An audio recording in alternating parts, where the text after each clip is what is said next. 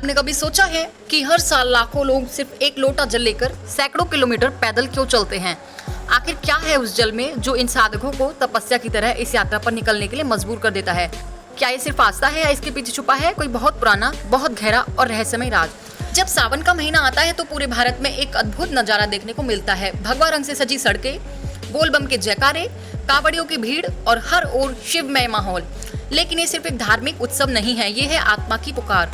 ये है एक रहस्यमय यात्रा जो किसी को भी खींच सकती है, चाहे वो आम इंसान हो या फिर कोई तपस्वी। लेकिन सवाल ये उठता है कि आखिर ये परंपरा शुरू कहाँ से हुई थी और क्यों हर साल ये यात्रा और भी विशाल होती जा रही है? कहते हैं जब भगवान शिव ने समुद्र मंथन में से निकला विष पिया था तो सारा संसार उनकी तपस्या में जुट गया था। धरती का संतुलन बिगड़ने लगा था, देवता घबरा उठे थे। तभी एक स्थान था जहाँ जल इतना पवित्र माना गया कि उसे भगवान शिव के ऊपर चढ़ाया जाए तो वो जहर का असर कम कर सकता है। वो स्थान था हरिद्वार, गंगोत्री, गंगा के वो किनारे जहां आज भी लाखों श्रद्धालु जल भरते हैं। और वहीं से शुरू होती है ये यात्रा, अपने आराध्य के लिए जल चढ़ाने की एक तपस्वी परंपरा। लेकिन ये सिर्फ एक जल चढ़ाने की बात नहीं है। अगर ये बात इतनी साधारण होती तो लोग बाइक या गाड़ी से चले जाते। ये यात्रा पैदल ही क्यों होती है? क्यों लोग अपने कंधों पर घंटों, दिनों, हफ्तों तक कांवड़ उठाए चलते हैं? क्योंकि कहा जाता है कि ये एक परीक्षा है, सिर्फ शरीर की नहीं, आत्मा की भी। जब इंसान अपने आराम को छोड़कर सिर्फ एक लोटा जल के लिए तप करता है तो वो सिर्फ शिव को नहीं पुकारता, वो खुद को भी पुकारता है। और इस यात्रा में एक बात सबसे ज्यादा चौंकाती है, ये है ऊर्जा। क्या आपने कभी देखा है कि इतनी भीड़ होने के बावजूद भी कोई लड़ाई नहीं, कोई गाली नहीं, कोई चोरी नहीं? मानो हर कोई एक अलौकिक शक्ति से बंधा हुआ हो। कुछ लोग इसे शिव की कृपा कहते हैं, कुछ इसे दिव्यता कहते हैं और कुछ इसे ब्रह्मांडीय ऊर्जा कहते हैं। पर एक बात सब कहते हैं, यहाँ आने वाला इंसान वैसा नहीं लौटता जैसा वो गया था। सावन के महीने में जब चंद्रमा, पृथ्वी और सूर्य एक विशेष स्थिति में होते हैं तब वातावरण में एक विशेष प्रकार की ऊर्जा उत्पन्न होती है। यही वो समय होता है जब पृथ्वी का चुंबकीय क्षेत्र इतना शक्तिशाली हो जाता है कि व्यक्ति अगर तप करे तो उसे दिव्य अनुभव होने लगता है। और शायद यही कारण है कि कांवड़ यात्रा को सिर्फ धार्मिक नहीं बल्कि आध्यात्मिक और वैज्ञानिक दृष्टिकोण से भी बेहद शक्तिशाली माना गया है। कांवड़ ले जाना सिर्फ एक चलन नहीं, ये एक संकेत है कि इंसान जब प्रकृति से जुड़ता है, जब धरती के कण कण को महसूस करता है तो उसके अंदर की चेतना जागती है।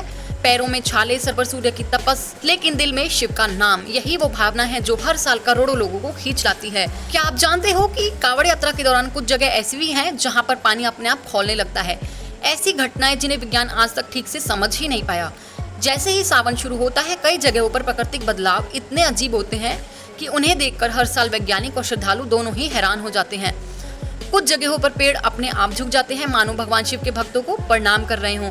कुछ स्थानों पर पंछी एक तय दिशा में उड़ने लगते हैं और कांवड़ियों की चाल उस दिशा के साथ मिलती चली जाती है। क्या ये सिर्फ इत्तेफाक है या ब्रह्मांड खुद इस यात्रा को स्वीकार कर रहा होता है?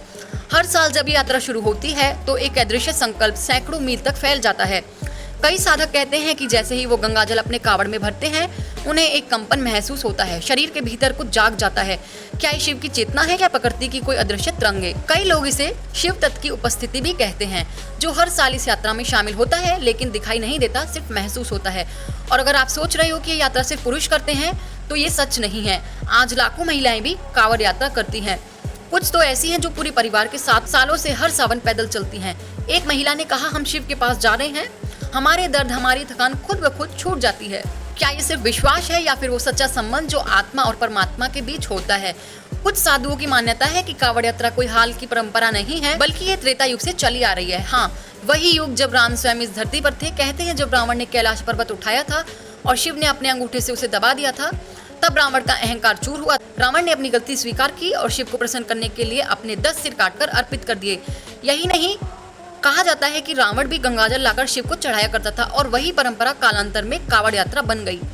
कई तांत्रिकों का भी मानना है कि ये यात्रा सिर्फ धार्मिक नहीं बल्कि एक ऊर्जा साधना है। कई साधक इस दौरान मौन व्रत रखते हैं, कुछ तो बिना खाए पिए पूरे रास्ते चलते हैं। कहते हैं जब तक शरीर की भूख मिटती है आत्मा जाग नहीं सकती। और ये यात्रा आत्मा की ही तो है, एक तप, एक साधना, एक समर्पण। जब कोई व्यक्ति शिव तक पैदल चलता है तो वो सिर्फ गंगाजल नहीं ले जा रहा होता, वो अपने जीवन की सारी नकारात्मक ऊर्जा छोड़कर एक नई शुरुआत करने निकलता है। और जानते हो सबसे रहस्यमय बात क्या है? हर साल कांवड़ यात्रा में कई ऐसे लोग देखे जाते हैं जो कोई नहीं जानता कि कहाँ से आए हैं, कहाँ चले गए। वो ना किसी से बात करते हैं, ना किसी के साथ चलते हैं, बस चलते जाते हैं और जल चढ़ाकर कहीं खो जाते हैं। कई लोगों का मानना है कि ये साधारण इंसान नहीं बल्कि स्वयं भगवान शिव के गण होते हैं जो हर साल अपने भक्तों के साथ यात्रा करते हैं। लेकिन किसी को दिखाई नहीं देते। आपने ये भी सुना होगा कि आस्था में बहुत शक्ति होती है, लेकिन कांवड़ यात्रा में कई ऐसे चमत्कार हुए हैं जिन्हें देखकर डॉक्टर, वैज्ञानिक और खुद सरकार भी हैरान रह गई। उत्तर प्रदेश के एक गांव में एक युवक का एक्सीडेंट हो गया, रीढ़ की हड्डी टूट गई। डॉक्टर ने कहा ये अब कभी नहीं चल पाएगा, लेकिन उस युवक ने व्हील चेयर पर बैठकर संकल्प लिया कि वह इस बार गंगाजल लाएगा। गांव वालों ने मजाक उड़ाया, लेकिन सावन शुरू होते ही वो युवक अपने भाइयों के साथ निकला और चमत्कार वही हुआ जिसका किसी को यकीन नहीं था। जैसे जैसे वह यात्रा करता गया, उसका शरीर अपने आप ठीक होता गया और जब वो बाबा बर्फानी तक पहुंचा तो अपने पैरों पर खड़ा था। कांवड़ उसके कंधे पर थी। डॉक्टर आज भी उसे मेडिकल मिरेकल कहते हैं, लेकिन गाँव वाले कहते हैं वो सिर्फ शिव की कृपा थी। ऐसे ही एक और घटना हरिद्वार में हुई। एक महिला जो 10 साल से मां नहीं बन पाई थी, उसने संकल्प लिया कि वो गंगाजल ले जाकर भगवान शिव को अर्पित करेगी। वह पैदल यात्रा पर निकली, कांवड़ लेकर दिन रात चलती रही और जब जल चढ़ाया तो कुछ ही महीनों में उसका जीवन बदल गया। डॉक्टरों की रिपोर्ट ने चौंका दिया। वो मां बनने वाली थी और आज उस बच्चे का नाम है कांवड़। पर सिर्फ इंसानी चमत्कार नहीं होते, प्रकृति भी यहाँ कुछ अलग तरीके से काम करती है। कांवड़ यात्रा के दौरान कई बार देखा गया है कि जहाँ बारिश हो रही होती है वहीं कांवड़ियों के रास्ते पर धूप निकल आती है। कभी सड़कों पर कीचड़ होता है, लेकिन जिस पथ पर कांवड़िए चलते हैं वो साफ और सूखा हो जाता है।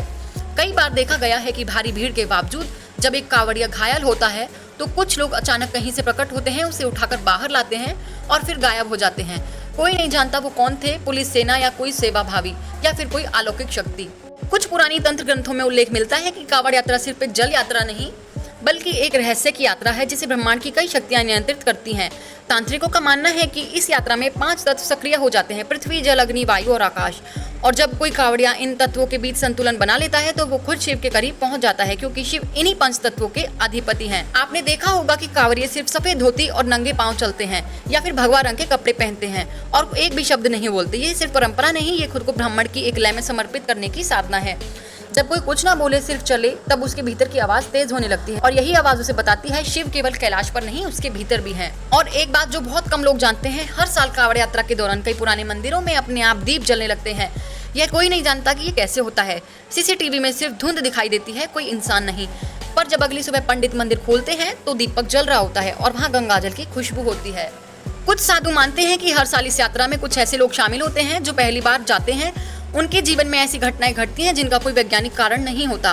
कोई मुकदमा खत्म हो जाता है, कोई बीमारी बिना इलाज के ठीक हो जाती है, किसी का खोया हुआ परिवार मिल जाता है। ये संयोग नहीं, ये ऊर्जा का खेल है। ये वही ऊर्जा है जो ब्रह्मांड में हर ओर फैली हुई है और शिव उसी ब्रह्मांडीय ऊर्जा का नाम है। कई बार लोग पूछते हैं शिव को जल चढ़ाने से क्या मिलता है, लेकिन असली सवाल ये नहीं है कि हमें क्या मिलता है। जवाब इसका ये है शांति। एक ऐसी शांति जो किसी दुकान में नहीं बिकती, किसी मंदिर में भी नहीं मिलती, जब तक कि तुम खुद को ना बदलो। और कांवड़ यात्रा वही बदलाव है, शरीर से आत्मा तक, सांस से विश्वास तक और इंसान से शिव तक।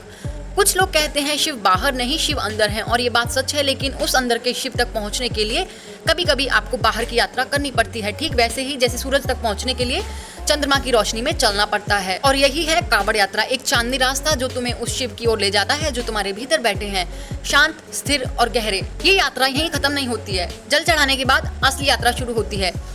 जब आप लौटते हो तब तुम वही इंसान नहीं रह जाते हो। तुम्हारी चाल बदल जाती है, तुम्हारी सोच बदल जाती है। सबसे बड़ी बात, आपके भीतर का डर खत्म हो जाता है, क्योंकि जिसने शिव तक का रास्ता पैदल तय कर लिया उसे अब जीवन की कोई भी कठिनाई डरा नहीं सकती है। इसलिए जब अगली बार कोई कहे ये सिर्फ एक आस्था है, तो मुस्कुराकर कहना ये आस्था नहीं, ये अनुभव है। एक ऐसा अनुभव जो आंखों से नहीं आत्मा से देखा जाता है। ये एक ऐसी यात्रा जो सड़कों पर नहीं दिल के रास्तों पर चलती है, और एक ऐसा रहस्य जिसे जानने के बाद इंसान खुद को भूलकर शिव बन जाता है। तो दोस्तों, यही है कांवड़ यात्रा का रहस्य। आपको वीडियो अच्छा लगा हो तो चैनल को सब्सक्राइब करना, वीडियो को लाइक करना और ये वीडियो हर एक शिव भक्त के पास शेयर करना जो कांवड़ यात्रा लेने जाएंगे या फिर जा चुके हैं। ऐसी ही और अमेजिंग वीडियोस के लिए चैनल को सब्सक्राइब जरूर कर देना। मिलते हैं अगली वीडियो में, तब तक के लिए जय श्री राम, बम बम बोले, हर हर महादेव।